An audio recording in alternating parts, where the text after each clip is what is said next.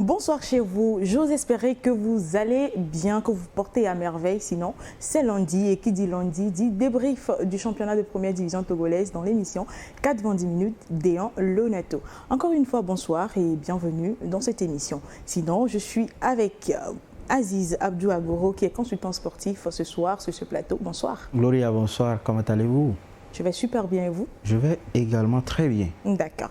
Juste avec, à votre droite, Grégo Atigno également, confrère journaliste qui est avec nous. Bonsoir. Bonsoir Gloria et bonsoir à tous les téléspectateurs. Jacques Pekemsi également fait partie de cette aventure de ce soir. Jacques, comment vous allez?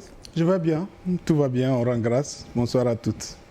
Bonsoir également à vous, très chers téléspectateurs. Donc, on va y aller, mais juste avant, le sommaire. Dans ce numéro de 4-20 minutes d'Éan Lonato, nous reviendrons sur la rencontre ASCO Entente 2 qui nous ont offert un remake de leur confrontation de la phase aller. À l'arrivée, jaune et noir ainsi que jaune et bleu repartent chacun avec un point, 1-1, score final. Quant à l'AC Barracuda, ils enchaînent face à l'AS Binin avec une courte victoire 1-0. D'après les propos de Wadjalantam, la victoire a primé sur le beau jeu. Et puis nous évoquerons en deuxième partie de l'émission un comportement décevant et intolérable qui s'est produit cette 19e journée au stade Dr Kaolo de Tchéviers. Avec la Lonato, passez de bons moments foot avec le championnat D1 Lonato. Lonato, acteur majeur du développement du football togolais. Alors, dans le choc du haut du tableau, Espoir FC s'est incliné à domicile face à l'ASK 1-2. Un résultat qui permet aux visiteurs de grimper à la 3e place au compteur. Alors, est-ce que le choc pour vous a tenu toutes ses promesses? Le choc a tenu toutes ses promesses, Gloria, parce que d'abord, il faut reconnaître qu'à domicile, Espoir du Zio a toujours des problèmes par rapport à la pression que les joueurs ont face à leur public. Maintenant, la SCK n'a fait que profiter de toute cette pression-là. Ils ont gardé leur sang-froid et il faut reconnaître également que dans un premier temps, on a failli reporter le match parce que il y a eu une pluie qui s'est abattue sur toute la ville de Tchéviers. Maintenant, après, dans le jeu, les chauffeurs ont été plus réalistes en marquant des buts. Donc après, je crois que le match a tenu toutes ses promesses, mais les chauffeurs ont simplement profité de la naïveté des joueurs de Espoir du Zion. Alors, on note que les Verts ont concédé 2 pénaltys dans ce match. Est-ce qu'on va dire excès d'erreur ou excès de confiance? Bon, le hasard, ça fait que j'étais sur ce match-là. Ouais. Il faut dire que c'est des faits de match. Oui. Et dans un match de football, il y a toujours ces situations-là. En tout cas, tel qu'Aziz vient de le dire, tout d'abord, c'était un peu compliqué. Est-ce que ça doit tenir? Est-ce que ça ne doit pas tenir? Parce que les arbitres, à plusieurs reprises, sont revenus sur le terrain pour constater l'état justement de ce terrain. Est-ce que le terrain est praticable pour un match de football? Mais par après, ils ont pris une décision ensemble avec le commissaire de la rencontre. Le match a eu lieu. En tout cas, quand on voit la première période, c'était équilibré parce que chaque équipe s'est créé des occasions. Oui. En deuxième période, on a vu quand même que ces équipes-là sont revenues avec beaucoup plus de volonté. Donc, et c'est l'ASK qui est la première à trouver le chemin des filets sur pénalty. Ensuite, Espoir aussi est revenu au score sur pénalty. Maintenant, vers la fin, l'arbitre accorde encore un autre pénalty à l'ASK, où c'est là où le problème a commencé, contestation sur contestation. On reviendra avec cette partie-là. Mais par après, ce pénalty va être exécuté. L'ASK a su tirer son épingle du jeu. Je crois que chaque équipe a eu son match, parce qu'à l'aller, Espoir était allé battre ASK sur ses propres installations à Walou 2-0. Aujourd'hui, c'est l'ASK qui rend la monnaie à Espoir FC du Zion. Et ça reste un match de football, c'est un championnat. Chaque équipe a 3 points. Jacques. Oui, on a senti qu'il y avait une grande volonté, surtout de cette équipe de l'Espoir, à aller chercher une victoire à domicile. Et c'est clair qu'ils sont un peu en difficulté, mais il faut forcément le faire. Mais en face également, la SCK effectivement a un effectif qui a la possibilité d'aller chercher une victoire, que ce soit à l'extérieur ou à domicile. Et donc, maintenant, quand vous regardez les buts qui ont été concédés, c'est vrai qu'après, on pourra en parler, pourra parler du choix de l'arbitre, mais un penalty, il faut le réaliser, il faut le marquer. Donc on a su que c'est une occasion à créer. Ça a été l'homme qui a été choisi pour tirer les 2 pénaltys. Il a réussi à les tirer d'ailleurs. Et donc quand vous avez des possibilités comme ça, il faut le valider. Ça peut permettre d'accrocher les 3 points. Donc justement, quand je prends vos analyses, on a l'impression que l'ASC a su tirer son épingle du jeu, certes, mais Espoir également pouvait gagner cette rencontre finalement. Espoir pouvait gagner cette rencontre, mais il faut rappeler que de toute façon, à Tchévier, ils n'ont jamais eu cette liberté-là de jouer comme à l'extérieur. Maintenant, comme Jacques vient de le dire, dans un match également de la journée, il y a eu un pénalty qui a été raté. Donc, ce qui veut dire qu'avoir un pénalty, d'abord, cela ne veut pas dire automatiquement que c'est un but. Ouais. Maintenant, il va falloir trouver qui va bien le transformer. Sinon, sincèrement, ils avaient la possibilité également d'aller chercher peut-être, au pire des cas, un match nul. Mais bon, c'est un football, hein, donc... Oui, ce que moi je peux dire, il y a eu des occasions. Espoir, juste après son but égalisateur, a eu une énorme occasion. Mais là, c'est le portier de la SCK qui a sorti le grand jeu. Le centre qui était venu de la droite, la reprise de la tête de Essena Junior. Mais là, il a fallu la classe du portier qui allait chercher parce que les conditions dans lesquelles le centre était arrivé et puis la reprise instantanée, ce n'était pas donné quand même au gardien de sortir ce jeu-là. Mais il a sorti le ballon. Ça, c'est aussi le match de football. Les portiers aussi sont là pour sauver leur équipe. Et le portier, ça permet de voir l'efficacité globale de toute l'équipe. C'est vrai que dans ce match, il y a eu les meilleures occasions pour Espoir. Mais il y a eu également des réactions du côté de l'ASK. Je crois que l'ASK a su bien, il a bien vu le jeu de son adversaire et procédé pas des comptes. L'ASK n'a pas eu la même mise sur le match. C'est vrai, Espoir évolue en domicile, s'est créé des occasions. Mais les quelques occasions aussi de l'ASK ont été quand même dangereuses et ça a dérangé véritablement cette équipe-là. Justement, ça a été dangereux, c'est pour ça qu'il y a eu des pénaltys là derrière et finalement c'est l'ASK qui a tiré son épingle du jeu. Alors l'AS Barracuda qui se donne un peu de sang frais en battant l'AS Bina sur la plus petite des marges 1-0. Revivons ensemble les temps forts de cette rencontre. Oui, cette partie est donc lancée par Yao Yalom à 19e journée de la D1 Lonato, le championnat togolais, l'AS Barracuda. 12e accueille l'Espina, 8e. C'est une équipe qui fait partie justement des formations qui concèdent justement plus de défaites cette saison. Allez, cette frappée, voilà, il va prendre sa chance et voilà, c'est l'ouverture du score pour l'AS Barracuda. Mongolo qui va nous sortir cette frappe lumineuse, un peu trompée. Urugapo, ça c'est bien lancé pour les hommes de Ouadalanta. Quelle erreur de la part de Sani Urugapo, le gardien de cette équipe de l'AS Bina, qui a donné un cadeau à Isaac Mongolo. Ensuite, erreur défensive, attention, réaction de l'AS Bina, attention, avec ce crochet, il pouvait le frapper directement. Attention, il faut rappeler aussi qu'à domicile, Barracuda ne gagne pas beaucoup. Attention, ce ballon, il va foncer. Emmanuel Tabar, le ballon retrouvé par les Bleus. Madougou, c'était sa propre surface de réparation et il avait la chance de le capter. Le centre de l'EM, il est un peu court. C'est vraiment difficile. Ils font vraiment tourner le ballon, ils font circuler, ils font courir l'adversaire. Mais ils pêchent toujours dans les 18 mètres de Fabrice Kagbataouli. Notre ami Karango Justin.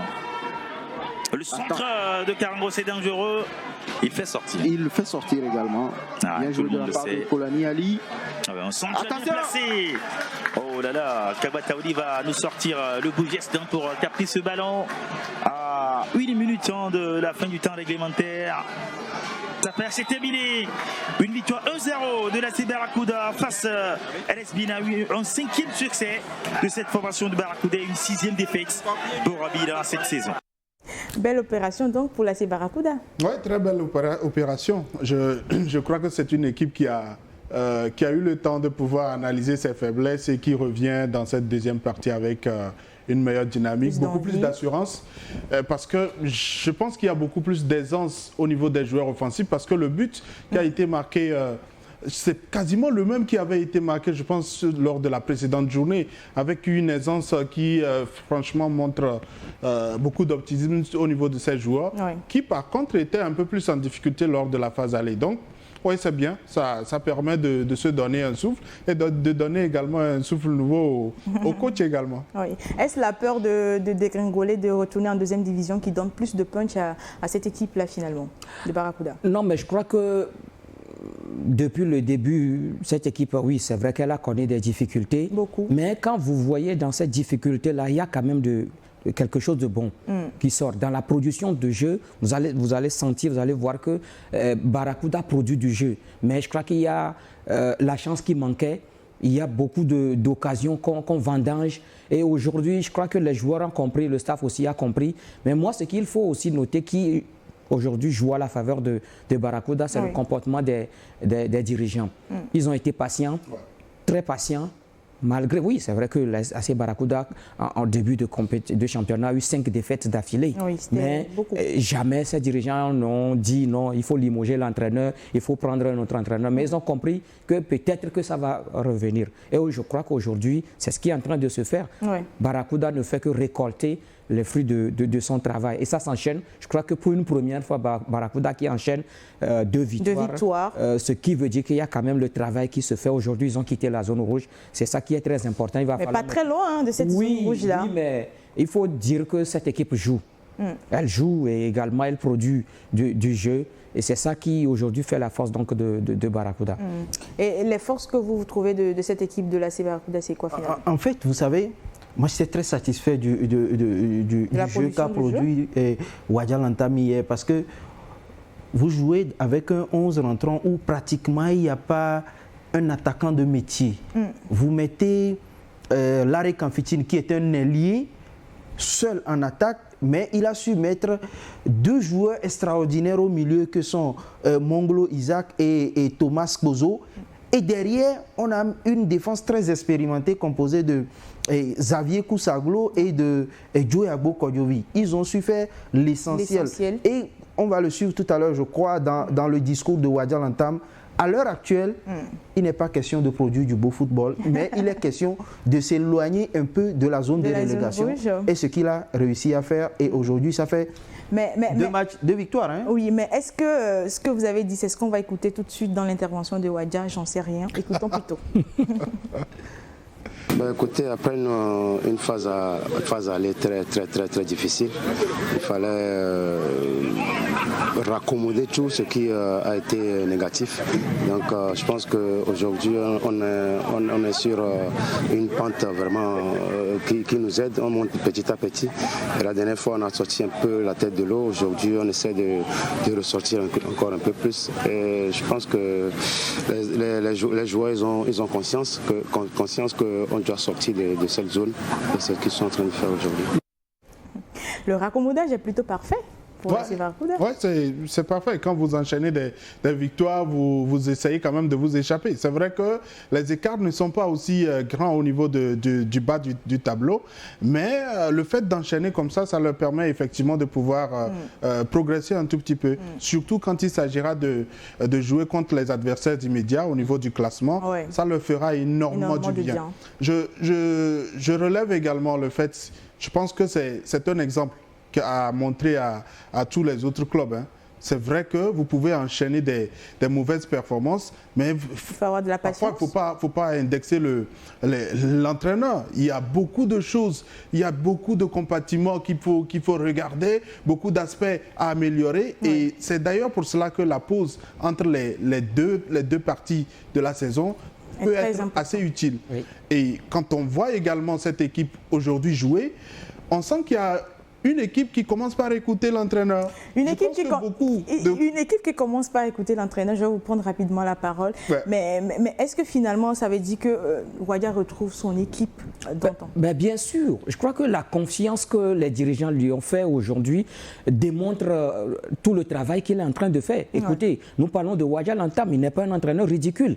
Wadja Lantam, on a vu le travail qu'il a fait la saison dernière, ou bien la saison avant avec l'AS Bina, justement cette équipe de l'AS Bina, on a vu ce qu'il a fait avec Boulé Soudelac. Boulé, c'est plutôt Wadja, c'est pas Massi Okiti de Badou. Et je crois qu'aujourd'hui, Wadja n'est plus à présenter. Ce n'est pas un petit entraîneur. Et c'est ce que je crois que les dirigeants de Barracuda ont compris en le laissant, malgré que l'équipe ne gagnait pas. Ils se disent, il a du potentiel. Les dirigeants ont compris qu'il y a quelque chose qui va quand même déclencher et qui va permettre donc à l'équipe de commencer par gagner. J'en viens, je vais vous donner la parole, mais avant, on va écouter une seconde intervention de Wadja.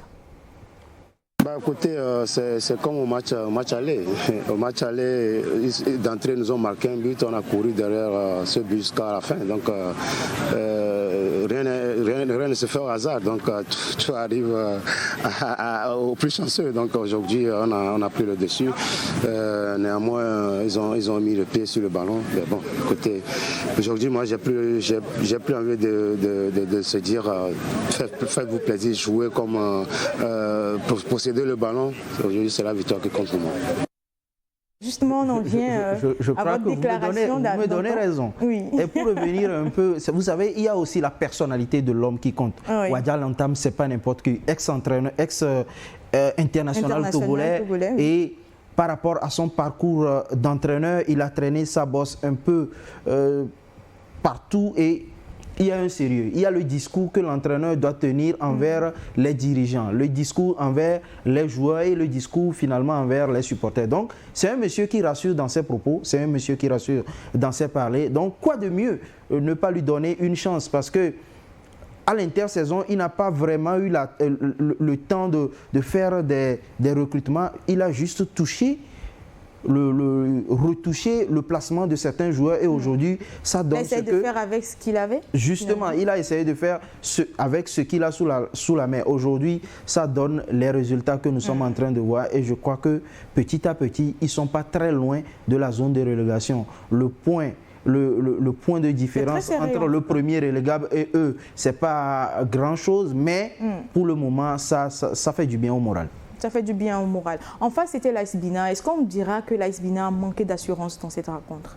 Non, manqué d'assurance. Je crois qu'ils ont eu également des occasions. Ils les ont vantagées. Ils ont même bénéficié d'un pénalty dans ce match que le Madougou Bassitou a mis sur le montant, je crois. Oui. Bon, ça reste quand même un match de football parce que la journée précédente, ça a marché pour les cornes de la Pina face à l'Étoile filante. Cette fois-ci, ça n'a pas marché. C'est ça aussi le football. Et donc, je crois qu'ils vont comprendre que dans le football, quand on a les occasions, il faut les mettre au fond. C'est très important. Peut-être que hier, s'ils égalisaient, ça a peut-être donné un autre dénouement au match. Ça peut changer la physionomie de la rencontre. Mais bon, aujourd'hui, c'est Barracuda qui se frotte les mains parce qu'ils ont les 3 points. D'accord. L'avis de Bonfo nous intéresse dans cette émission. On s'est donné, on était venu dans l'optique de gagner ce match et il était ouvert. En termes d'occasion, je crois quand même qu'on a eu plus d'occasions que AS Barracuda qui a profité d'une erreur d'appréciation pour nous crucifier. Et dans le contenu, je crois quand même qu'on a les deux équipes ont bien joué. De notre côté, on a travaillé dans les transitions rapides. Je crois que ça nous a permis de se créer des occasions, de multiples occasions, malheureusement, que nous avons vendangées. Comme les occasions ne peuvent pas remplacer les buts, il fallait mettre au fond certaines de ces occasions, du moins en première partie, et ça aurait pu changer le cours du jeu. Les occasions n'ont jamais remplacé les buts. Hein. Non, c'est clair.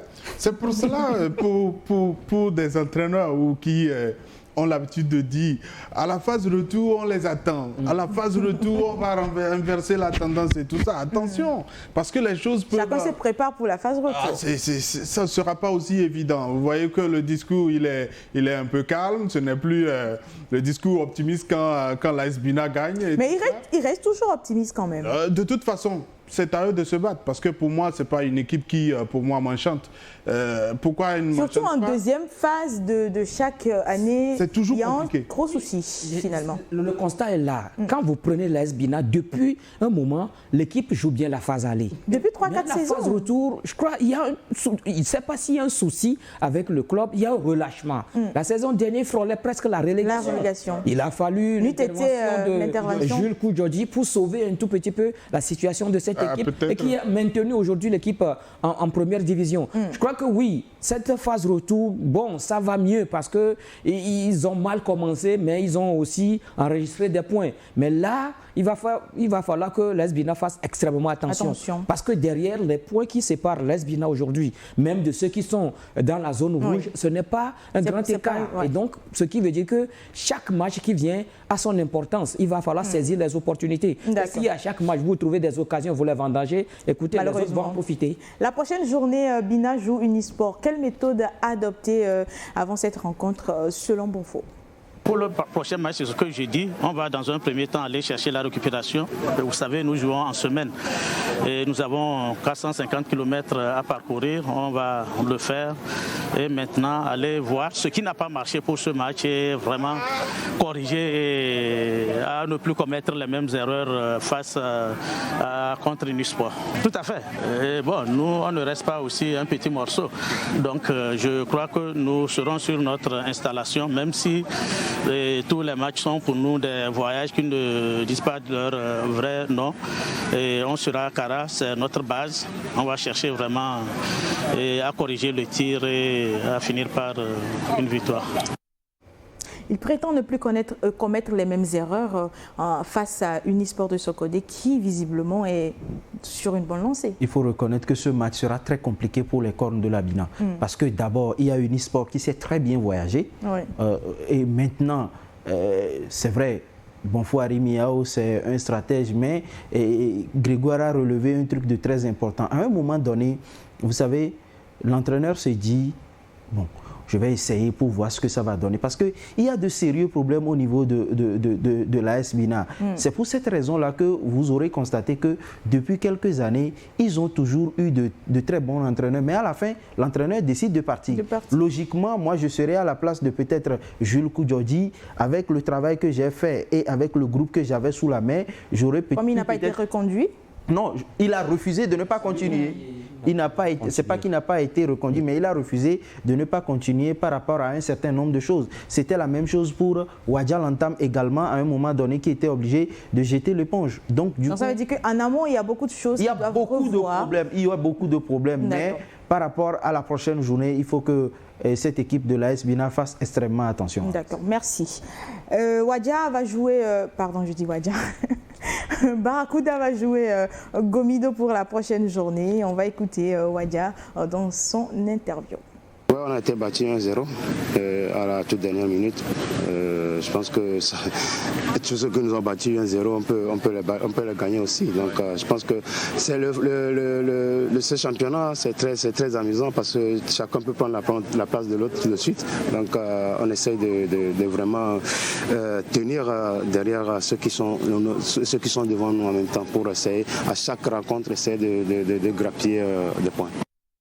Le championnat est très amusant pour Wadja, mais il faudrait qu'il sache qu'il ne faut pas beaucoup s'amuser s'il a vraiment envie de remonter vraiment la pente. De toute façon, il ne s'amuse pas. Son analyse, je suis à 100% d'accord avec lui parce que, en fait, c'est intéressant et ça complique même les analyses. En réalité, nous tous, on ne sait clairement pas quelle sera l'issue de ce match.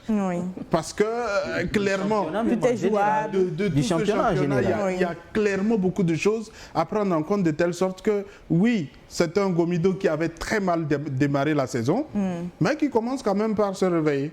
La même chose également pour Barracuda, qui se réveille. Ce sera un retour ou des retrouvailles entre deux anciens internationaux qui ont quand même écrit leur nom dans l'histoire, deux anciens capitaines. Donc c'est déjà intéressant et pour moi ce sera un bon match de toute façon, quelle que soit l'issue de la rencontre. On verra bien, ça sera en semaine pour cette 20e journée. Alors, l'autre duel au sommet de cette 19e journée entre ASCO et l'Entente 2 à Kara n'a pas connu de vainqueur. Les deux équipes se sont séparées sur un score d'un but partout. Déception vis-à-vis d'un club, finalement, dans cette rencontre. Est-ce qu'il faut parler de déception? Je crois que chaque équipe a essayé de jouer sa partition dans ce match. Et ce n'est pas une surprise, puisqu'à l'aller, C'était également sur ce même score que les deux équipes se sont séparées.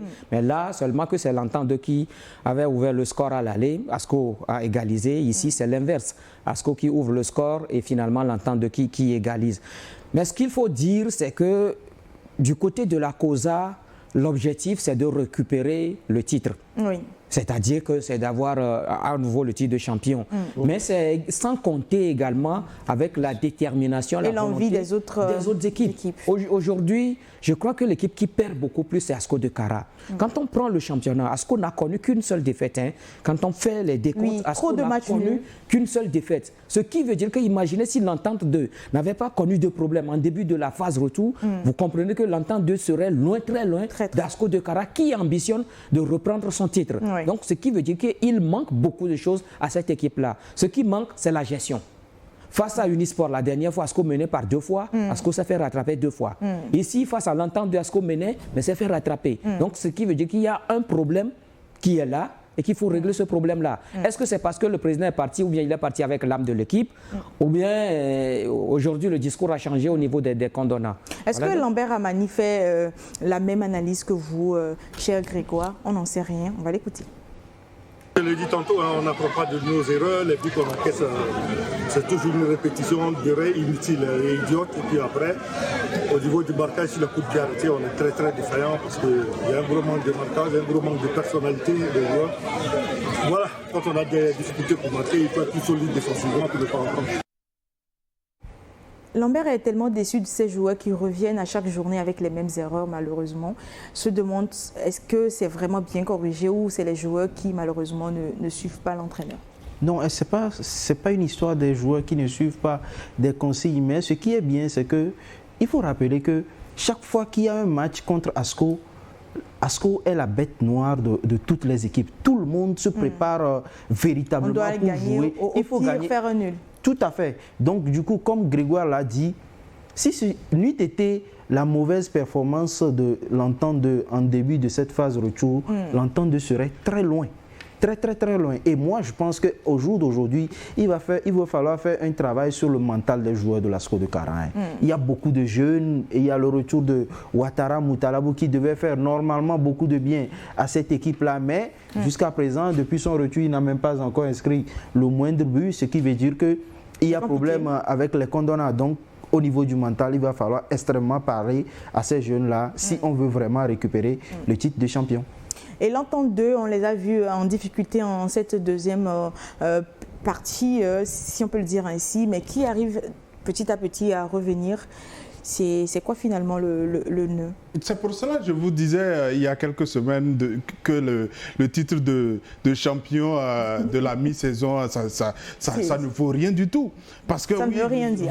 Vous finissez la phase aller en tête. Mais c'est quand même un écart que vous mettez entre les autres et vous. Donc ça peut aujourd'hui, quand vous regardez le classement, cet écart, il est où? Ça leur permet de ne pas être trop derrière. Il n'existe plus. Et c'est une équipe qui a surfé sur les méformes de leurs adversaires en phase aller. Oui. Et aujourd'hui, puisque tout le monde se réveille, elle se retrouve clairement face à sa réalité. À la vraie réalité. À la vraie réalité. Elle avait surfé un peu sur une bonne préparation de la saison. Et donc, sur les premières journées, ça pouvait marcher. Et ça a marché. Ça montrait clairement comment pouvoir bien préparer la saison. Maintenant, il faut être constant sur la durée. Donc, pour vous ne voyez pas l'Entente de finir champion de Non, moi, je ne le vois pas. Je ne vois pas. Et je ne souhaite même pas que l'ASCO soit champion. Pourquoi je le dis? Parce que c'est une équipe qui ne va pas nous représenter de la meilleure des manières sur le continent.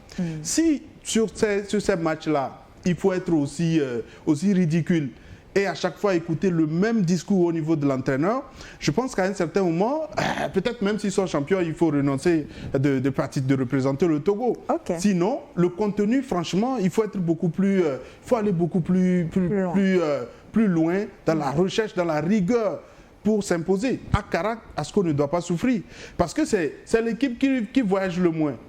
C'est l'équipe qui reçoit qui joue à l'extérieur, à la maison. C'est-à-dire, vous jouez à l'AS Bina. Oui, ils ont l'AS Bina, ils ont Aknour, Doumbé. Vous avez tout le monde autour de vous. Normalement, vous avez un climat idéal pour pouvoir vous imposer. Et quand vous n'arrivez pas, vous enchaînez tous ces titres de champion. Je pense que c'est un désarroi pour vous, cher Jacques. C'est dommage. Mais avant, il y a le coach, Kofi Nyaniko également, qui a fait son intervention après cette rencontre. C'est encourageant. Parcouru 400 km, venir faire un match retour. On ne peut que rendre grâce, demander plus aux joueurs pour plus de présence au niveau des buts adverses. Ça permettra, vous avez vu à la dernière minute, il suffisait que la lucidité ne faisait pas défaut. On allait au moins remporter les 3 de la journée. Il y a l'entraîneur de gardien qui parle de lucidité, de plus de lucidité pour cette équipe d'Entente 2 finalement, qui a manqué une très belle occasion en fin de partie. Plus de lucidité sur ce match contre l'ASCO. Parce qu'au moins sur ce match-là, ils ont réussi à se créer un peu plus d'occasions. Maintenant, de façon générale, Gloria, quand vous prenez un championnat dans lequel la différence de points entre le premier et le 6e est de 3 unités. Un championnat dans lequel le champion de l'intersaison, après 5 journées dans la phase retour, ne se retrouve même pas parmi les 5 premiers. Donc, c'est dire qu'au jour d'aujourd'hui, il sera très difficile de faire, même le plus grand marabout du monde ne sera pas en mesure de nous donner le champion et le vice-champion. Donc aujourd'hui, il va falloir travailler dur au niveau de l'ASCO de Kara si on veut vraiment récupérer ce titre-là. Parce que on est conscient qu'on fait les mêmes erreurs au cours de plusieurs matchs et quand on n'arrive pas à corriger, je crois que je suis d'accord avec Jacques qui dit ce n'est pas la peine d'aller chercher ce titre et de représenter de façon médiocre le Togo sur le plan international. D'accord. Merci. Merci. Alors, on va plutôt écouter une seconde intervention de Nyaniko dans cette émission. Du moment où on est souvent victime de ces coups francs-là face aux équipes adverses, on a voulu nous aussi en profiter. Si on pouvait mettre tous les atouts possibles à notre effectif, pourquoi pas ne pas développer ces genres de coups francs. Notre dernière séance s'est basée uniquement sur ça. Voilà, ça a payé. On ne peut que remercier et s'en réjouir. Justement, un travail en entraînement qui porte ses fruits. Il parle des coups de pied arrêtés qu'ils ont vraiment... Oui, parce que c'est réussi cette fois-ci, c'est pourquoi ils le disent.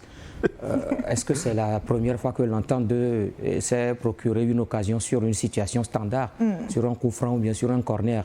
Mais ça a été toujours difficile à l'Entente de concrétiser ces occasions. C'est pour ça qu'ils ont plutôt misé sur ça ce week-end. Je dis que c'est ça qui a permis à l'Entente de revenir au score. Est-ce que c'est le seul coup franc que l'Entente 2 a eu dans ce match? Est-ce que l'Entente 2 n'a pas eu de corner également dans ce match? Bon, c'est vrai que c'est réussi.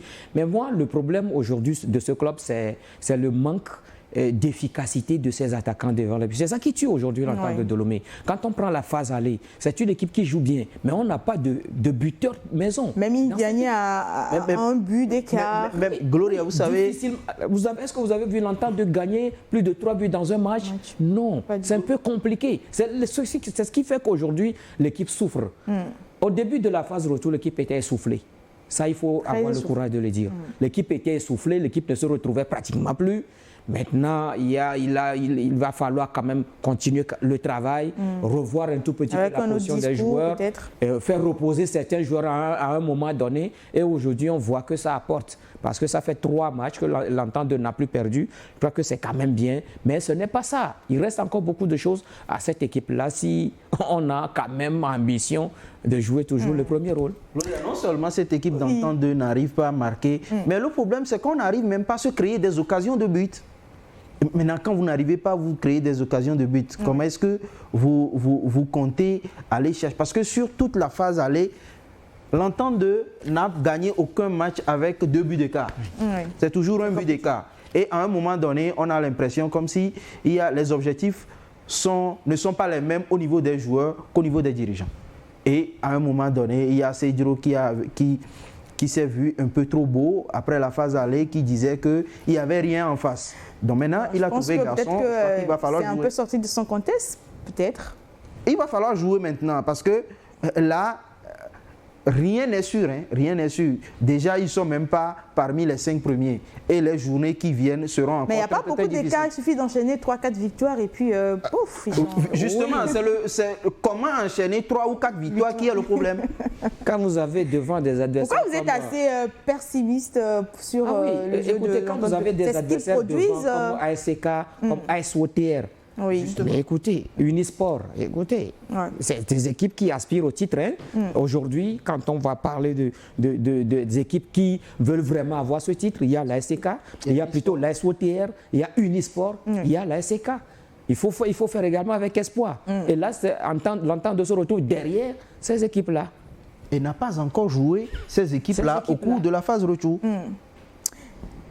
On verra bien face à ces équipes ce qu'ils vont donner. On va poursuivre avec une autre rencontre. Les Requins Mâles en déplacement à Kara. Samedi, ont dominé Doumbé de Mango 1-0. Et décidément, on dira que l'avancée devient dure pour Doumbé. Non, pas dur, impossible. Non, c'est compliqué. Et pourtant, ils ont des individualités, parce que j'ai eu la chance de suivre leur précédent match ici à Lomé, au compte Entente 2. Ils ont des individualités pour pouvoir faire la différence, mais il faut quand même le dire clairement. Vous voyez cette action, elle montre clairement le problème premier de cette équipe de Doumbé, la défense. Ils ont une défense très très lourde, avec des défenseurs qui n'arrivent pas à faire rapidement la différence, qui n'interviennent pas vite et donc qui exposent le gardien. Et quand c'est comme ça, c'est beaucoup plus compliqué pour cette équipe d'aller chercher à faire la différence. Maintenant, offensivement, ça manque d'idées. Mais il y a quelques individualités. Peut-être qu'à la fin de la saison, ça va faire comme à la fin de la première phase. Quelques joueurs vont pouvoir trouver certains clubs et déserter. Sinon, clairement, pour moi, je les vois en deuxième division. Après, c'est à eux de pouvoir se refaire une nouvelle santé. Je pense qu'il y a le chantier de rénovation du stade qui est en train d'être fait. Peut-être que ça permettra d'éviter les longs voyages et tout ça pour les prochaines saisons. Mais cette saison, complètement, moi, je les vois descendre. C'est bouclé. Et ça va être extrêmement... Comment vous voulez... Les mêmes joueurs qui commettent les mêmes erreurs chaque journée, comment vous voulez les transformer? C'est compliqué. Ça reste votre avis, mais est-ce que c'est l'avis du coach adjoint Saïbou Maman? Non. Aujourd'hui, nous sommes avec des jeunes et que souvent, vous remarquez souvent dans la précipitation. Sinon, en fait, ce que nous avons donné pour formation, ils ont essayé de respecter un peu ce qu'on a donné. Et je pense qu'avec la petite correction, ça va venir encore. Le football nous a toujours de surprise. Nous avons poussé jusqu'à la dernière minute. Je pense que le coach reste optimiste. Hein? Il reste optimiste. Il sait qu'il a des problèmes. Justement, il n'a pas le choix. Mais, Gloria, sincèrement, au niveau du milieu de terrain et de l'attaque, il y a beaucoup d'individualité dans cette équipe. Maintenant, c'est le collectif qui ne marche toujours pas. Il faut saluer également le fait qu'ils ont un très bon gardien. Maintenant, je pense que c'est les conditions dans lesquelles ces joueurs-là préparent les matchs, ont préparé le championnat qui font qu'aujourd'hui, ils n'arrivent pas vraiment à produire. Mais je vais rejoindre un peu Jacques. Quand vous prenez l'équipe de Doumbé de Mango, il y a une académie à Mango qu'on appelle Jouvenceau qui a au moins 5 à 6 joueurs dans cet effectif-là. Et l'objectif de ce centre-là, c'est d'envoyer des joueurs à l'apprentissage. Donc, ce n'est pas vraiment leur souci de voir les joueurs évoluer. Donc, à la fin de la saison, vous allez voir que Doumbé sera déplumé de tous ces bons joueurs, comme l'année passée où l'autre là, Glomarus, qui est parti, et Moussa qui est parti, et Adam Moussa du côté de Asko Dekara. Et même cette année, au niveau de l'intersaison, ils ont récupéré encore, la CK a récupéré encore. Et là, lorsque ces joueurs-là sont dispersés comme ça, est-ce que ça ne laisse pas l'équipe finalement avec une inexpérience de ces joueurs? C'est un éternel recommencement. Donc ça sera très difficile. Le problème qui se pose, ayons le courage de le dire, c'est un problème de moyens. C'est le problème de moyens. Parce que Aujourd'hui, l'entraîneur même n'est plus à la tête de cette équipe et difficilement l'équipe arrive même à faire ses déplacements pour venir faire ses matchs. Et tout ce qu'il y a eu autour de l'équipe à la fin de la phase aller, où l'équipe a même pratiquement abandonné le championnat ou a donné des points gratuits à d'autres clubs. Aujourd'hui, c'est ça qui fait que l'équipe perd des joueurs. Il a parlé de Glomarus. C'était un élément essentiel de Doumbé la saison dernière. Adam Moussa, du fond de l'attaque de Doumbé de Mango avec l'arrivée de Kegbalo Kodjo qui a su permettre à cette équipe-là de se maintenir en première division. Aujourd'hui, j'ai l'impression que l'équipe est délaissée. Il n'y a pas quelqu'un comme ça pour prendre l'équipe et c'est ça qui fait que l'équipe souffre. Mais si l'équipe n'est pas entretenue, écoutez, les enfants vont partir. Et c'est ça qui explique. Avant 30 secondes. Non, juste, je vais te donner 30 secondes après, juste après avoir écouté cette interview de Saïbou qui parle de cette prochaine journée. Et ça sera face à l'ASK. On espère gagner ce match qui va venir contre l'ASK. Nous n'allons jamais baisser les bras. Nous allons faire toujours. Parce que le match qui va venir, nous allons gagner, Inch'Allah. Avec 3 victoires enchaînées déjà, ça peut changer le temps. 3 victoires enchaînées, c'est tout le mal qu'on peut leur souhaiter, hein, en commençant par l'ASK, finalement. Ah, vous savez, ce qui fait le charme du football, c'est que tout est possible. Mais je ne m'aligne pas dans cette logique-là. Vous n'êtes pas d'accord avec? Quand je vois certaines choses, c'est clair que ces joueurs-là, ils ne vont pas les transformer. Cette équipe, ce qui peut la permettre de pouvoir progresser, c'est d'avoir de nouveaux joueurs. C'est clair. Et d'avoir tout le temps pour les mettre dans de meilleures conditions. Donc ça va être extrêmement difficile face à des adversaires qui jouent le haut du tableau. Ça va être un peu plus compliqué. Maintenant, pourquoi je parlais de 30 secondes? C'est-à-dire, j'espère que la saison prochaine, on n'assistera pas à ces scénarios-là. C'est-à-dire que voir des équipes en souffrance, en pleine difficulté, je vous en prie, les équipes qui sont en train de se battre en deuxième division pour monter, si vous savez que vous serez en difficulté, ne vous battez plus. C'est pas la peine.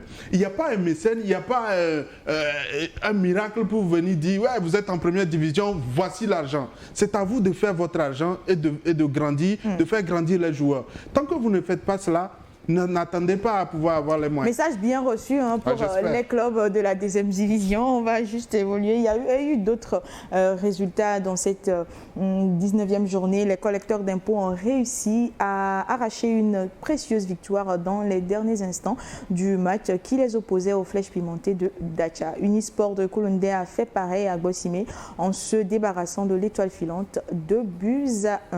Et les Showboys de Palimé ont été tenus en échec par le CDF Aknour au grand stade de Palimé, 2-1. Cette rencontre Aknour-Gomido, c'était électrique. C'était vraiment électrique. Hein. Les académiciens du Rocher Bleu sont passés à côté de prendre les 3 points de cette journée-là. Tout à fait. Mais il faut reconnaître également, comme Jacques a souligné un truc de très important, Gomido qui a commencé de façon timide ce championnat, qui revient peu à peu dans l'arène parce qu'on a un entraîneur qui connaît très bien ce championnat. Il a la maîtrise des joueurs du territoire togolais, donc il a trouvé les mots nécessaires pour aller chercher au moins le point du nul. Parce que à l'allure où vont les choses, à un moment donné, un seul point vous sauvera de la relégation. Hein. À l'allure où vont les choses, ça sera très compliqué. Alors le classement, les collecteurs d'impôts s'accrochent bien à la première place avec 33 points, suivi de Unisport de Sokodé avec 32 points. L'on retrouve Asco à la 5e place avec 30 points, un même point pour Bolessou qui est 6e. Étoile Filante et Barakuta respectivement à la 11e et 12e place avec 21 points chacun. Doumbé clôture sans surprise le classement avec seulement 8 points, moins 29. Le club semble condamné à une descente quasi inévitable. Justement, et des statistiques de cette 19e journée, au total 17 buts marqués, avec une moyenne de 2,42 par match, 5 victoires et 2 matchs nuls au cours de cette 19e journée. 17 buts, c'est quand même bien. Oui, c'est pas mal. Sur cette rencontre, je crois que les attaquants ont essayé quelque chose, mais il y a encore du travail. Il y a encore du travail, justement. Il y a beaucoup de travail. C'est parce que le meilleur buteur actuel n'a que 7 buts. 7 buts. C'est Tchakei. Ouais. Et donc, juste derrière lui, il y a 5 joueurs qui ont 6 buts. Donc, il y a beaucoup de travail. Je pense qu'à un moment, il faudrait... Bon, je pense que tout le monde en parle. Hein. Il va falloir une jeune génération, une nouvelle génération d'attaquants qui auront des atouts nécessaires pour s'imposer dans des matchs assez difficiles. Oui. Parce que la réalité, c'est que on parle de toutes ces équipes-là, mais si par exemple aujourd'hui un dirigeant se dit je cherche un attaquant, il va le trouver où? Il ne trouvera nulle part. Donc c'est ce qu'on a, c'est ce qu'il y a d'existant. Et donc pour pouvoir avoir une génération, il faut la former. D'accord. Gloria, si tu permets, par rapport au but, vous savez, si vous aurez remarqué, chaque fois qu'il y a un enchaînement entre le mercredi et le samedi, on a toujours moins de buts. La fatigue? Parce qu'il y a la fatigue qui est passée par là. Je vous mets au défi, vous allez voir en milieu de semaine, on aura encore moins de 10 buts. Parce que, on est fatigué. Des gens qui parcourent 450 km pour aller jouer et dans quelles conditions. Mais ils essayent de faire. Et comme Jacques l'a dit, il va falloir former une nouvelle jeunesse. Parce qu'il y a de cela quelques années, il y a des joueurs qui c'est vrai que ce n'était pas vraiment ça. Vous prenez au point. Tout à fait. Vous prenez Nan Richard, vous prenez Plaka Fessou même, Labafodo et tout. On sentait que même dans des situations compliquées, dans des matchs vraiment difficiles, il pourrait s'illustrer par de très beaux buts, de très beaux buts. Mais aujourd'hui, on n'en a pas. Si aujourd'hui, on dit que notre équipe nationale est en difficulté, on a besoin d'un vrai attaquant. On va donner cette dernière parole avant la pause. Oui, le problème aujourd'hui, c'est vrai que nous n'avons pas d'attaquant. Mais tout ça, là, c'est un peu psychologique à chaque fois. Parce que quand vous approchez d'un entraîneur à la fin du match et que vous savez que l'attaquant togolais ne marque pas, mais qu'est-ce qui a dit que l'attaquant togolais ne marque pas beaucoup de buts? On parle de l'enchaînement des matchs. Le FC Barcelone a joué mercredi dernier. Ils ont joué samedi. Ils vont jouer demain. Écoutez, mais c'est la même chose. Mais tout ça, là, c'est les conditions dans lesquelles l'organisation se fait. C'est ça qui va permettre... Ce n'est pas les mêmes conditions, ce n'est pas les mêmes équipes. Oui, ce n'est pas les mêmes conditions. Mais comment est-ce que les joueurs mangent? Non, mais écoutez... c'est ça qui... Je pense que ce qui permet à une équipe d'évoluer.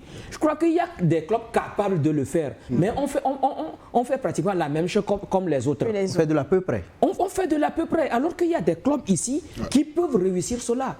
Ce n'est pas Doumbé qui va vous dire qu'ils ont joué samedi ou bien dimanche et que mercredi ils vont jouer. Dans quelles conditions même ils vont voyager? Ils vont retourner à Cara. Je pense que c'est un débat assez profond qu'on ne pourra pas finir aujourd'hui. Donc, je propose, chers messieurs, d'aller en pause et revenir pour la seconde partie.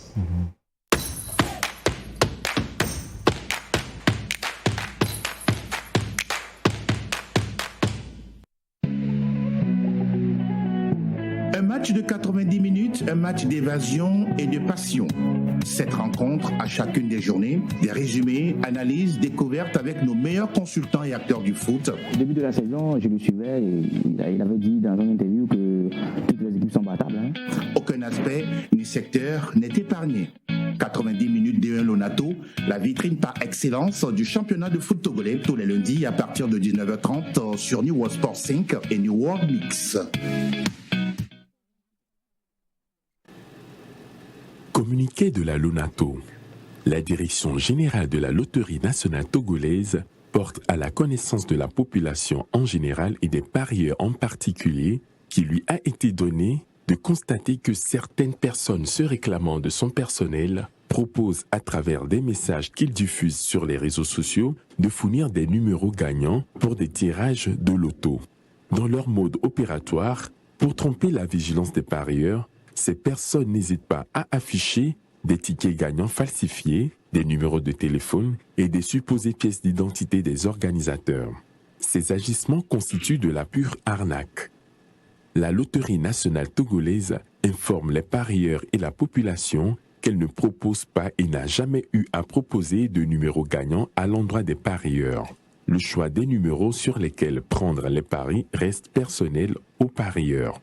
La Lonato décline toute responsabilité devant ces faits qui sont de la pure et simple escroquerie. À cet effet, la Lonato invite les parieurs et la population à une plus grande vigilance pour ne pas tomber dans le piège des arnaqueurs. Les recherches sont en cours pour identifier les auteurs de ces actes qui seront soumis à la rigueur de la loi. La direction générale. Au rendez-vous des athlètes fair-play s'invitent déception, passion, émotions diverses. Profitez bien sûr à cette combinaison. Oh là là! Couronne des rois et des reines aguerris, la technique, la tactique, l'endurance dictent leur loi. Il n'est pas d'enjeu pour aller chercher le face-à-face. Nouvelle saison au relent d'une relance éprouvée. Le gabarit n'est pas toujours ami de la chance. Bien Lonato saison 2024-2025, c'est sur New World TV.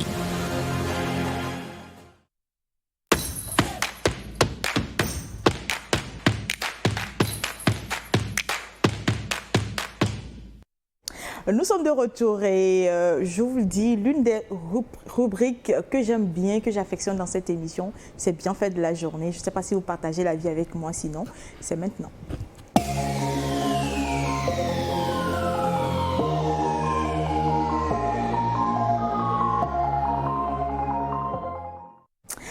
Parlons du 4 mai. Jour de rencontre entre Espoir FC et ASK, une rencontre qui a connu 3 buts, tous sur des pénaltys, mais l'un de ces pénaltys était polémique, ce qui fera objet de discussion avec vous, chers collègues, dans cette rubrique. Et comme on le fait toujours, je vous laisse visualiser et recueillir vos appréciations juste après.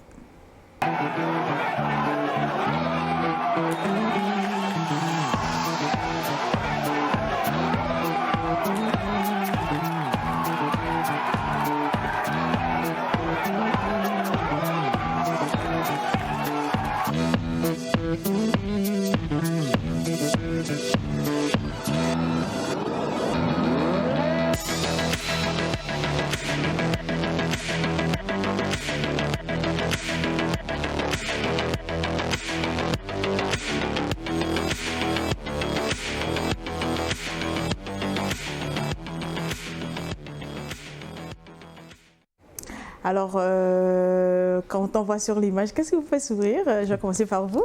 Il y a Kaka, le défenseur, en tout cas de Espoir de Zio, qui a défendu malheureusement dans cette surface qui a occasionné pour vous, quand vous voyez, est-ce qu'il y a pénalty ou pas pénalty? Il faut avoir le courage de le dire. Il n'y avait pas de faute sur cette action. Il n'y avait pas de faute, mais ce n'est pas pour dédouaner l'arbitre par rapport à cette action. Oui.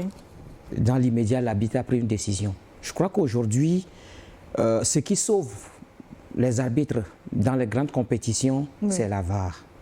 Il n'y a pas cette VAR au Togo, et donc l'arbitre, à l'instant T, parce qu'il n'a que quelques secondes pour décider. Est-ce qu'elle va hésiter avant de siffler ce pénalty? Non, c'est sous l'effet de l'action, elle a sifflé le pénalty. Maintenant, c'est une faute commise. Ça arrive dans n'importe quel match. Moi, je me rappelle bien, dans un match de championnat de France où Paris Saint-Germain, l'OM jouait contre le Paris Saint-Germain, Fabrizio Ravanelli, un attaquant marseillais à l'époque, il a trompé l'arbitre. Qu'est-ce qu'il a fait? Il a tapé son pied pour tomber. L'arbitre a sifflé un pénalty. Vous voyez, aujourd'hui, c'est vrai que les conditions ont changé. Mais là, ici, il n'y avait pas de faute sur cette action, mais l'arbitre a déjà sifflé un pénalty. Vous sifflerez pénalty dans cette situation? Non, je ne sifflerai jamais pénalty. Mais regardez la grande différence, le grand écart, la grande distance entre l'action et le positionnement de l'arbitre. Je pense que juste sur la séquence qu'on a vue, on l'a même juste aperçu sur le départ de l'action, donc c'est extrêmement compliqué. Maintenant, après, moi je suis d'accord qu'on puisse dire que les arbitres ils commettent les erreurs, ça peut se passer, on peut comprendre, mais ils sont quand même 3. Il y a quand même l'assistant qui, normalement, est un peu plus sur ce côté-là, qui peut l'aider. En plus, on est dans un match qui est dirigé par un arbitre qui représente le Togo sur le plan international. Moi, j'estime qu'elle ne pouvait pas commettre cette erreur. Ça, c'est mon avis. Mais de toute façon, on ne peut pas l'incriminer parce que. Donc, pour vous, c'est déjà pour moi, c'est une erreur de sa part. D'accord. On ne dira pas parce qu'il n'y a pas faute, malheureusement. Mais il n'y a pas péril à la demeure parce que tout le monde commet les erreurs. D'accord. Aziz? Pour moi également, il n'y a pas pénalty, il n'y a pas faute parce que je n'ai pas vu véritablement de contact. Il n'y a pas eu de contact. Maintenant, comme le dit Jacques, Amédome Vicencia, c'est le sifflet togolais sur le plan international. Oui. Il a la possibilité de parler au moins dans les 3 secondes avec, dans l'oreillette avec son assistant qui est plus proche de l'action. Ça, c'est d'un. De deux, ça fait la 2e fois que Amédome Vicencia est sur un match de espoir du Zio et qu'il y a polémique. Oui. Il y avait eu le match contre l'Étoile filante à Bossime. Elle était sur le match, il y a polémique. Sur ce match avec la SCK, il y a encore polémique. Les joueurs et les supporters de l'espoir du Zio vont se poser la question de savoir ou bien elle a un problème avec le club. Maintenant, pour finir, Grégoire a parlé de la VAR. La VAR, c'est rien, Gloria. Il y a des tournois à Lomé ici, on joue petit poteau, mais on a la VAR. Vous êtes d'accord avec moi? Oui, mais la fédération ne va pas... Il faut une VAR professionnelle. Justement, il faut une VAR professionnelle.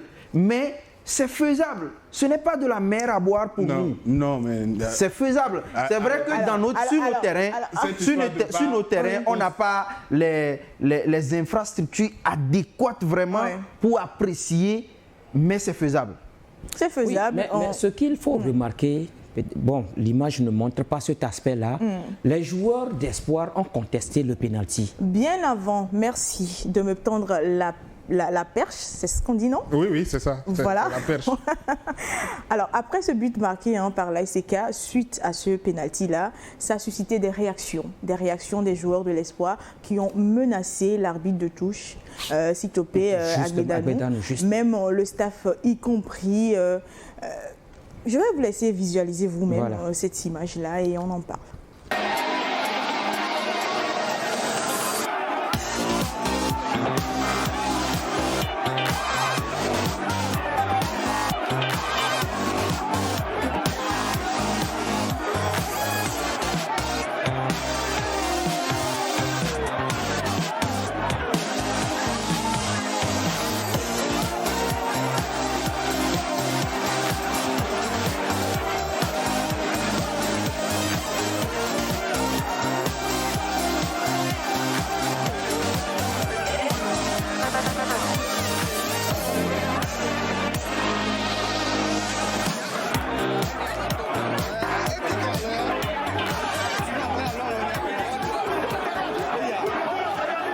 Et avec cette contestation, il y a eu même l'ancien Donou Kokou qui a eu un carton jaune.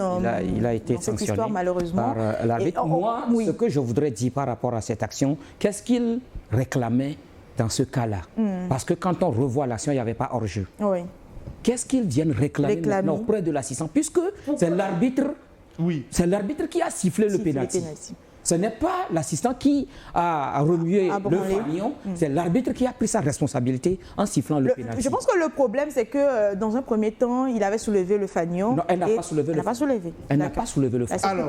Alors, dans la réflexion, dans l'analyse que je faisais, c'est que l'assistant devait aider justement l'arbitre central. Et pour moi, on estimait qu'elle était mieux positionnée pour pouvoir aider son collègue. Mais là, quand on voit le positionnement de l'arbitre assistant, ça t'a dit que le pénalty est accordé parce qu'elle se dirigeait vers la ligne de but.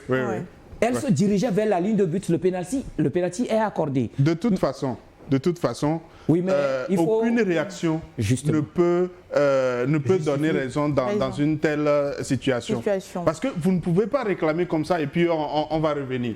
Après, moi j'ai vu la suite même de cette image et c'est pour cela d'ailleurs que je salue l'intervention de l'entraîneur.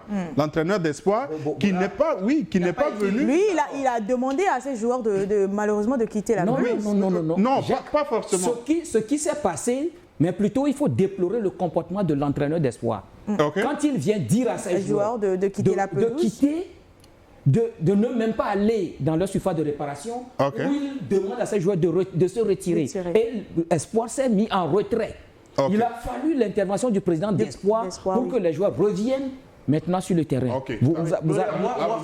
Vous savez, sur ça, sur cet aspect-là, justement là, je n'ai pas du tout apprécié ce comportement du gardien de l'Espoir parce que on se rappelle, dans le championnat ivoirien, la même chose s'était passée. Quand vous êtes furieux comme ça, vous ne savez pas à quel moment vous sortez la main, vous posez la main sur la nuque. Et c'est dangereux. Maintenant, voir une telle réaction et de la part d'un ancien international togolais, Donou Kokou, qui, regardez son comportement. Carton jaune, hein? Oui, mais regardez le comportement. Ça dit qu'il était prêt à en venir aux mains avec l'arbitre. C'est pas possible. Ce qui est incroyable, c'est que ce sont ses propres joueurs qui sont plutôt ses petits frères, justement, qui plutôt le calment. Alors qu'il a quand même une grande expérience, je pense que j'ai beaucoup de respect pour tout son parcours. Il a fait la CAN 2013. Il faut comprendre la frustration. Non, mais... Nous sommes dans le sport, Grégoire. Je ne suis pas en train de dédouaner Espoir, mais il faut comprendre je comprends la frustration des joueurs d'Espoir dans ce cas-là. Mais ce n'est pas de cette manière qu'il faut régler. Parce que quand vous allez voir, tout au long de cette rencontre, vous allez voir Ben Youssouf Kamara. À chaque fois quand Vicessia prend une décision, il vient, il conteste. Il a même écopé d'un carton. L'arbitre a même interpellé le capitaine de le rappeler à l'ordre. Donc je crois que c'est des comportements, j'ai l'impression que les joueurs d'Espoir se sont préparés, tout d'abord parce que c'est Vicessia qui était sur le match, et donc à moindre décision, on doit réagir. À moins de décision, je crois qu'on pouvait mieux également contester cette décision, pas jusqu'à ce point-là. Alors, il y a eu déjà contestation malheureusement et c'est pas vraiment mais bien. Là, quand la décision est déjà prise... on se rappelle aussi que c'était pas seulement sur la pelouse, dans les tribunes également. C'était pas du tout repos, il y avait des comportements très vilains, criades, incommodants. Voilà, on note des violences sur certains de nos confrères qui ont été agressés, voire même leur matériel malheureusement endommagé. Ça veut dire que c'est à un niveau vraiment, c'est un peu triste malheureusement. On va voir également cette vidéo.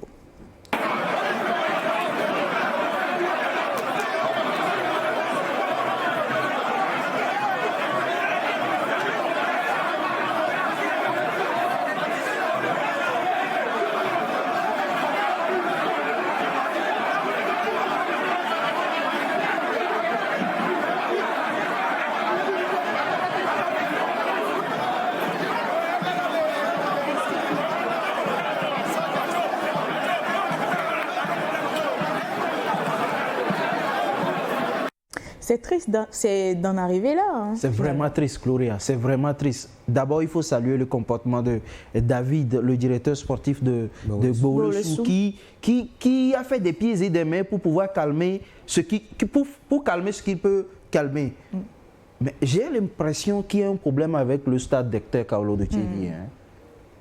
L'année passée, la même chose s'était passée avec Espoir et Gomido, où un joueur de Gomido a été lynché. On a pris des décisions. On a dit qu'il faut mettre en place un tunnel. On a sanctionné des supporters qui ne doivent plus mettre pied au stade. On n'a pas mis en place le tunnel. On a continué par jouer le championnat sur ce terrain. On n'a pas pris les dispositions adéquates par rapport à nos collègues qui viennent retransmettre le match. Vous avez bien fait de le souligner. Le matériel a été endommagé. Ce n'est pas bien. Nous sommes dans un sport. C'est vrai qu'il y a de la frustration, mais à un moment donné, il va falloir revenir sur terre pour se dire que non, ce n'est pas parce qu'il y a eu un fait de jeu qu'il faut aller jusqu'à ce qu'on ne voit ce qu'on a vu hier. C'est déplorable pour le championnat de première division. J'espère que vous n'avez rien. Ah mais écoutez, je l'ai échappé belle. Écoutez, vous y étiez. Quand devant moi, il y a un caillou qui vient tomber devant moi. On vous a servi un caillou en fait. Écoutez, la scène à laquelle moi j'ai assisté hier, je n'ai rien contre les supporters d'Espoir. Mais je crois que la fédération... Il faut sanctionner. Il faut sanctionner. La fédération devient trop clémente dans cette histoire d'Espoir FC du Zio. Ils ont pris à partie le manager de la SK hier. Plusieurs fois, Jean-Marie Elo a été bousculé. On ne m'a pas raconté, mais j'ai vu ce qui s'est passé. Vous avez vu l'intervention de Kodiako et David. C'est Jean-Marie qu'on sortait des mains des supporters d'Espoir FC du Zio. On l'a même vu. Le président, ou bien le membre d'ASCO de Cara, Carlos Pochona, qui est intervenu également il y avait le président de la Ligue régionale de football maritime, Firmé Ajavon aussi, qui a tenté à plusieurs reprises de calmer les ardeurs. Mais j'ai l'impression qu'il y a certains supporters qui se prennent au-dessus. Et quand vous allez à Tchédié, il y a toujours les mêmes personnes-là.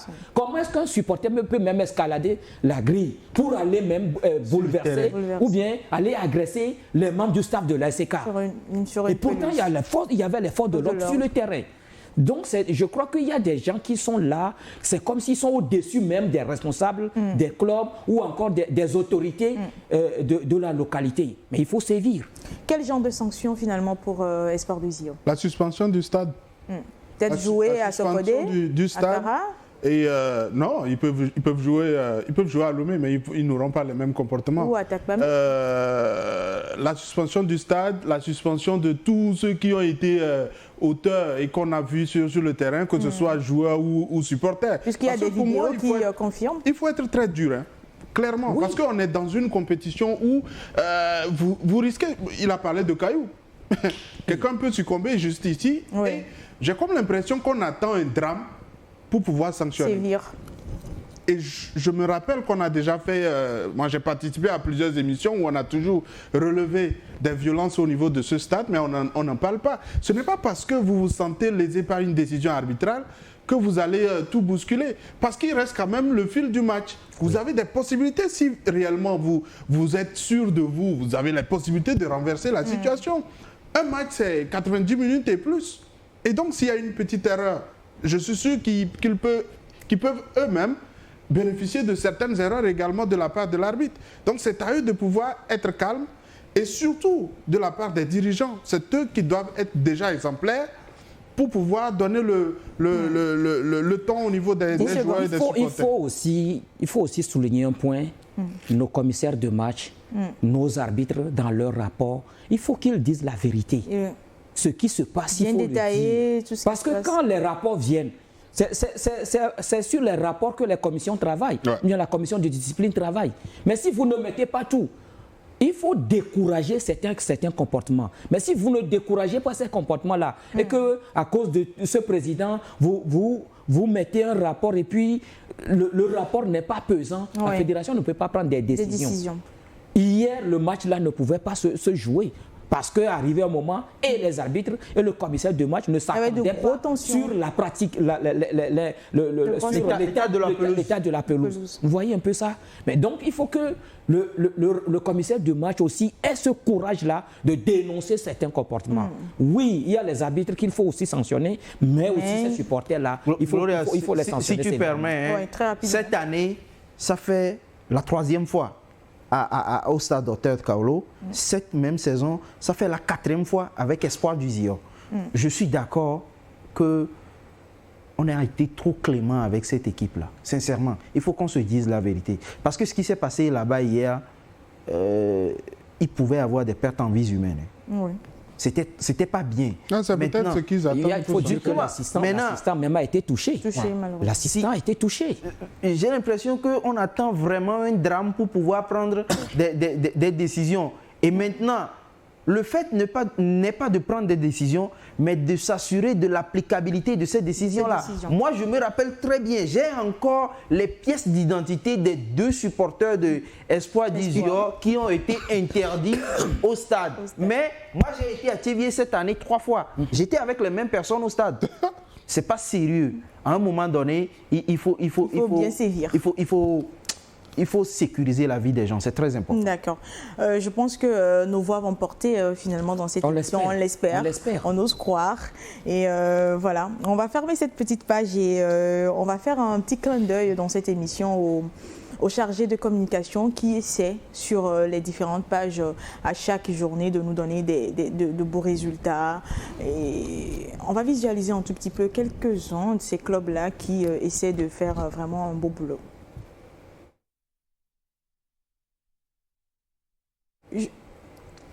Justement, comme on le voit à l'écran, il y a Gomido, il y a Akno, pour ne citer que ceux-là. Ça veut dire que c'est vraiment un travail qui peut aider les clubs. Oui, qui aide déjà le club à modeler un peu son image, à pouvoir se vendre et vendre ses joueurs si effectivement ils ont travaillé sur la progression de ces joueurs.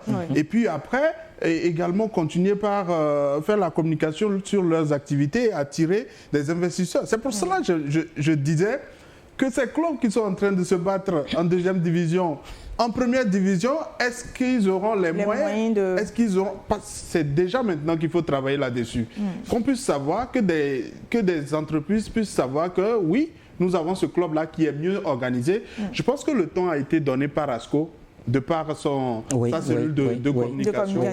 Et ça a été bien fait. Il y a le CDF ACNU aussi qui est bien entré dans ce jeu. Qui aujourd'hui montre qu'il y a même des capsules vidéo. Oui, même à la mi-temps. Il y a Tambo. Voilà. Tambo, oui. Donc, il y a de bons exemples. Moi, je me suis amusé la saison dernière à pouvoir faire le classement par réseau social de ces clubs-là. C'est vrai, il y a de très bons exemples. L'AS Bina, ce n'est pas un bon exemple. Non, c'est pas un bon exemple. Au niveau communication, sérieusement, je pense qu'ils vont... Mais cette saison, ils sont en train de faire un peu d'effort. Il va falloir mieux faire que cela. L'ASK, ASCO, CDF Gomido, OTR, Bolessou.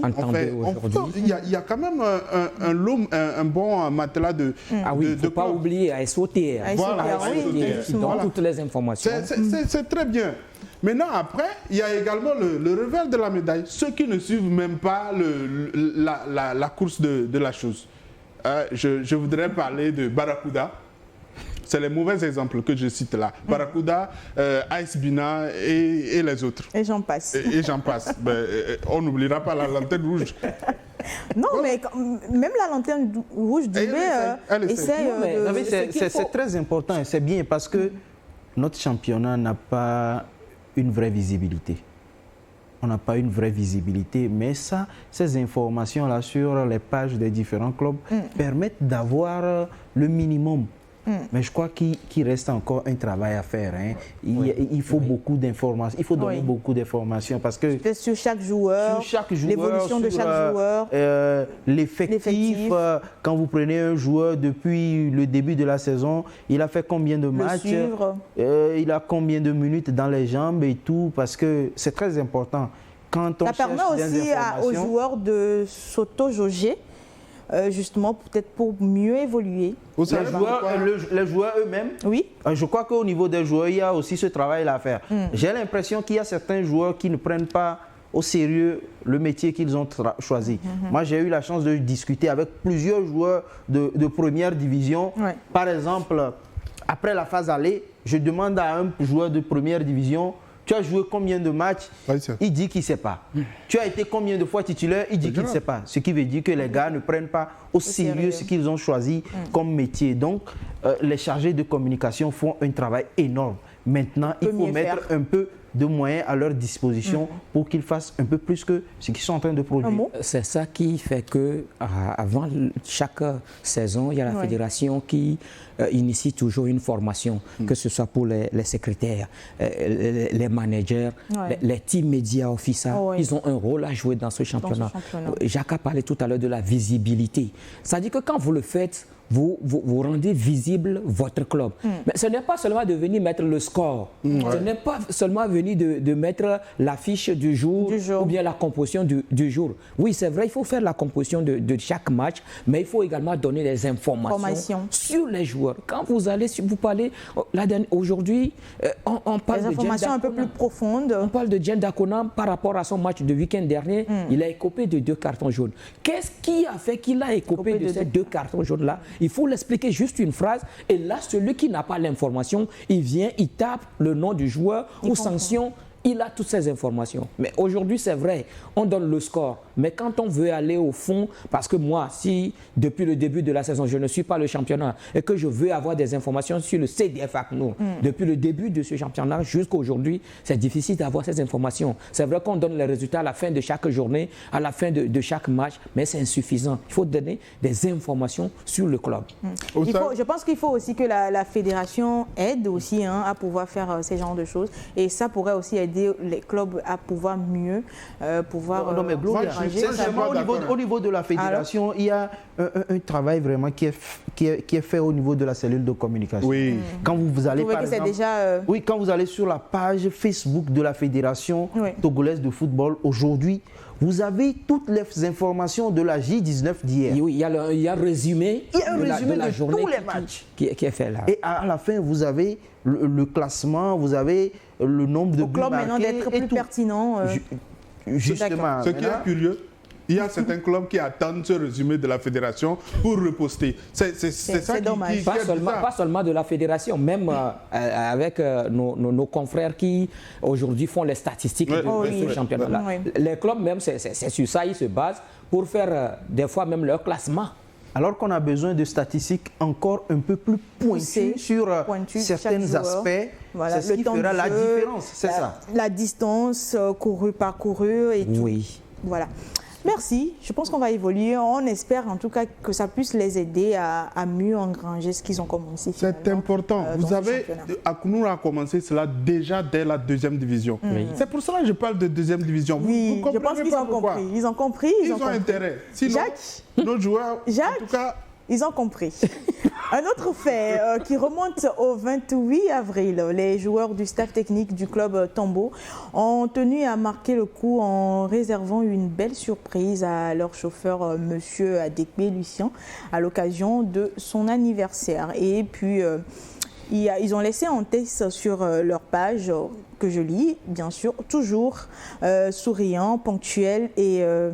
dévoué. Papa Lucien a bien plus qu'un chauffeur. Il fait partie intégrante de notre grande famille.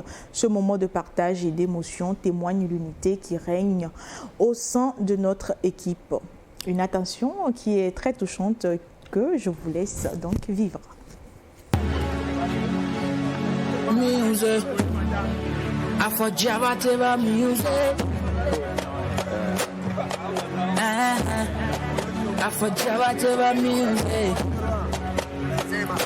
Billet dommage. Moi je suis heureux. Billet cobaye. Joyeux anniversaire. Billet dommage. Moi je suis heureux. Billet cobaye. Joyeux anniversaire.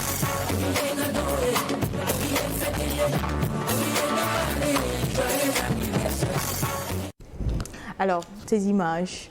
Gloria, j'ai vu ces images-là circuler sur les réseaux sociaux. J'étais ému parce que ça renforce ces genres d'actes-là. Ça renforce les liens dans les clubs parce que c'est un élément essentiel du club. Le chauffeur, c'est un élément essentiel. Et par rapport, quand vous voyez M. Lucien, c'est quelqu'un qui doit être un garde du 3e âge. Il doit dépasser normalement la 50aine. Donc s'il y a ce genre de rapport avec les joueurs, donc c'est déjà grand. Et ça apporte beaucoup de choses au club. Ça apporte beaucoup de choses. Des joueurs qui, malgré leurs maigres moyens, se donnent le devoir de venir offrir des vivres à leurs chauffeurs. C'est à encourager. Félicitations aux joueurs de Tambo Football Club de Dati. Oui. À féliciter aussi? Oui, c'est un grand geste. Et ça démontre la relation qu'il y a entre le chauffeur et les joueurs. Il a dit, le chauffeur représente beaucoup. Ce n'est pas seulement pour une équipe de football, pour tout le monde. Parce qu'aujourd'hui, nous avons des grandes personnes qui ont des chauffeurs. Mais votre vie est dans la main de ce chauffeur-là. Et je crois que c'est ce que les joueurs de Tambo ont compris. Ils ont profité justement de cette occasion, son jour anniversaire, pour témoigner, lui offrir. Je crois que c'est le deuxième club à faire cela. Oui, justement, après Gomido. Après Gomido, qui ont aussi les joueurs aussi qui ont fait des cadeaux comme ça à leurs vaillants supporters. Et je crois que c'est énorme. C'est des sacrifices qui aident les clubs à évoluer. Gloria, s'il te plaît, si tu permets, je vais ajouter un truc. Grégoire a dit quelque chose. Vous avez, dans le championnat togolais, les moyens, nos clubs n'ont pas beaucoup de moyens. Dans la plupart du cas, des équipes jouent le samedi, le match finit à 17h et on retourne à son bercail. C'est-à-dire on quitte peut-être Kara à 18h et on revient à Atakpamé très tard dans la nuit. Ça, là, c'est la responsabilité du chauffeur. Merci de souligner. Jacques, quelques mots très rapidement. Oui, c'est à saluer. Après, ça montre également que les joueurs n'ont pas de soucis à faire cela. Je voudrais voir la même image au niveau de Doumbé pour voir si effectivement ils auront cette volonté. C'est pas aussi aisé. C'est pas facile parce que, comme je disais, malgré leur maigre moyens. Maintenant, après, je pense que ces initiatives ont commencé sur les réseaux sociaux et ça a commencé par pulluler. Et je pense que dans certains pays, en Côte d'Ivoire par exemple, on a interdit. Parce que après, ça peut se transformer en autre chose. Il peut y avoir d'autres interprétations. Ça, c'est un geste qui restera isolé, une action. Mais pour les autres clubs, c'est à eux de chercher également d'autres initiatives. Peut-être que d'autres clubs aussi le font. Voilà. Faire tout comme cela, mais c'est bien. De toute façon, ça soude les liens et c'est important. Merci. Alors, on va terminer cette rubrique avec une image, l'image du jour. On parle bien sûr de l'élégance au service du football togolais. Le commissaire du match, Soussou Komla Jordan. Jacques? Oui, c'est une image, c'est vrai, qui fait le tour. Mais vous savez, notre championnat, il a besoin de ces situations. On a besoin de ces images pour faire le tour, pour qu'on parle également de ce championnat. Moi, je salue sa singularité. Et d'ailleurs, c'est d'ailleurs de lui qu'on parle depuis ce week-end. C'est déjà intéressant. Il faut je pense qu'il faut avoir le sens de la sapologie pour essayer de... Il faut un tout pour faire le monde. C'est pas tout le monde qui doit avoir un pantalon.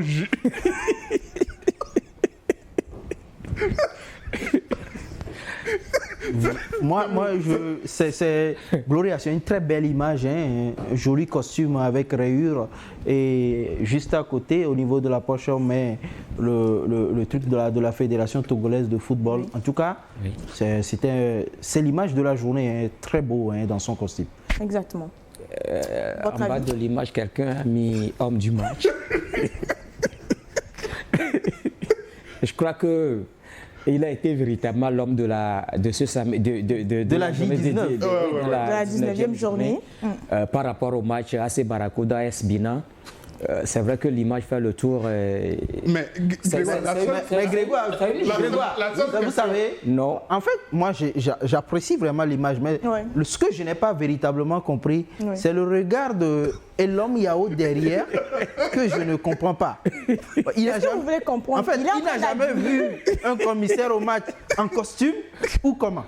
Parce qu'au lieu de se focaliser sur comment rentrer sur la pelouse avec les 22 acteurs, je crois qu'il avait son regard rivé sur le costume de Monsieur Sossou. Bon, peut-être qu'il est fan du costume, comme moi. Il est ému tout simplement. Moi, j'ai beaucoup apprécié l'ensemble avec moi, un tissu en rayure. Oui, en dehors de l'habit, c'est l'image que moi j'apprécie. Exactement. La démarche. Très jolie.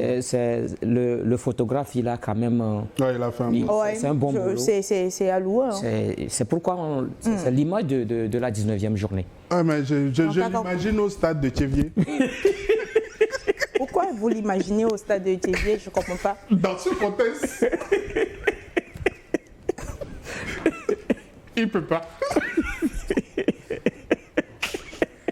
On ne va pas l'imaginer puisqu'il n'était pas au stade de Dr Kaolo de Théviers. Pourquoi pas, une autre fois, c'est un commissaire de match, donc il pourra y être. Savait qu'il était au municipal, c'est pourquoi il était habillé. Il sait qu'il est sous le feu des projecteurs. Je vous ai dit, il faut toujours forcer le destin. Merci, je pense que... S'il n'avait pas fait ça. On va évoluer, cher monsieur. Je pense que on a eu une très belle image qui va nous permettre de rentrer dans cette 20e journée avec des confrontations.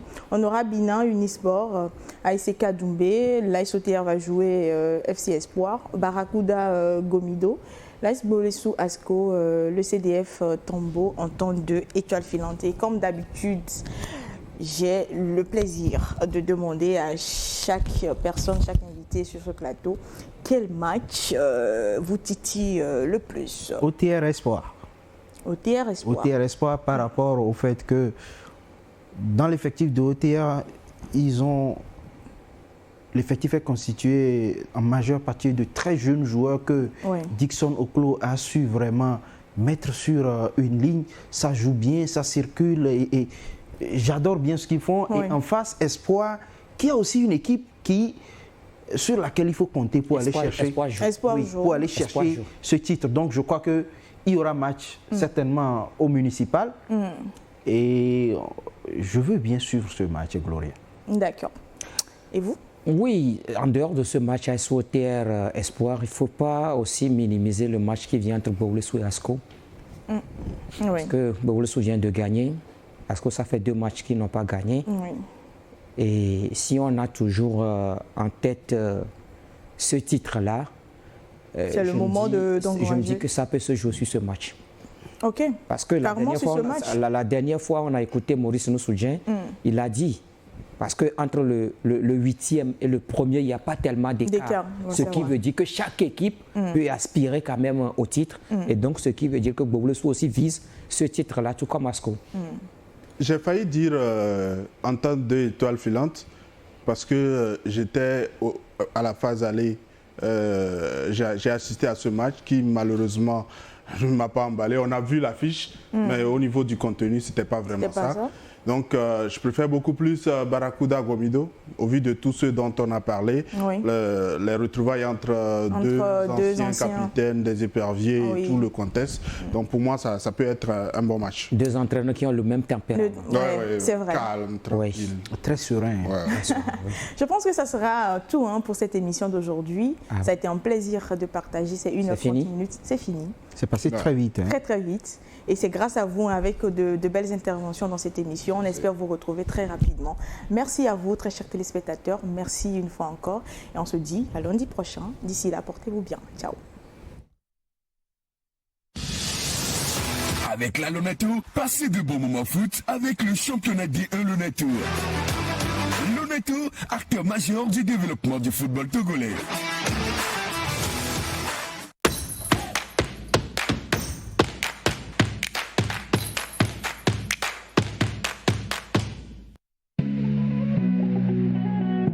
Un match de 90 minutes, un match d'évasion et de passion. Cette rencontre, à chacune des journées, des résumés, analyses, découvertes avec nos meilleurs consultants et acteurs du foot. Au début de la saison, je le suivais et il avait dit dans une interview que toutes les équipes sont battables. Aucun aspect ni secteur n'est épargné. 90 minutes D1 Lonato, la vitrine par excellence du championnat de foot togolais, tous les lundis à partir de 19h30 sur New World Sport 5 et New World Mix. Au rendez-vous des athlètes fair play s'invitent déception, passion, émotions diverses. De profiter bien sûr à cette combinaison. Oh là là!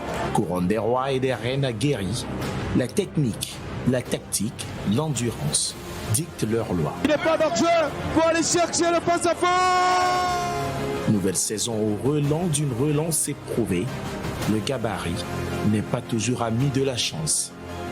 D1 Lonato saison 2024-2025, c'est sur New World TV. Communiqué de la Lonato. La Direction générale de la Loterie nationale togolaise porte à la connaissance de la population en général et des parieurs en particulier qu'il lui a été donné de constater que certaines personnes se réclamant de son personnel proposent à travers des messages qu'ils diffusent sur les réseaux sociaux de fournir des numéros gagnants pour des tirages de loto. Dans leur mode opératoire, pour tromper la vigilance des parieurs, ces personnes n'hésitent pas à afficher des tickets gagnants falsifiés, des numéros de téléphone et des supposées pièces d'identité des organisateurs. Ces agissements constituent de la pure arnaque. La Loterie nationale togolaise informe les parieurs et la population qu'elle ne propose pas et n'a jamais eu à proposer de numéros gagnants à l'endroit des parieurs. Le choix des numéros sur lesquels prendre les paris reste personnel aux parieurs. La Lonato décline toute responsabilité devant ces faits qui sont de la pure et simple escroquerie. À cet effet, la Lonato invite les parieurs et la population à une plus grande vigilance pour ne pas tomber dans le piège des arnaqueurs. Les recherches sont en cours pour identifier les auteurs de ces actes qui seront soumis à la rigueur de la loi. La Direction générale.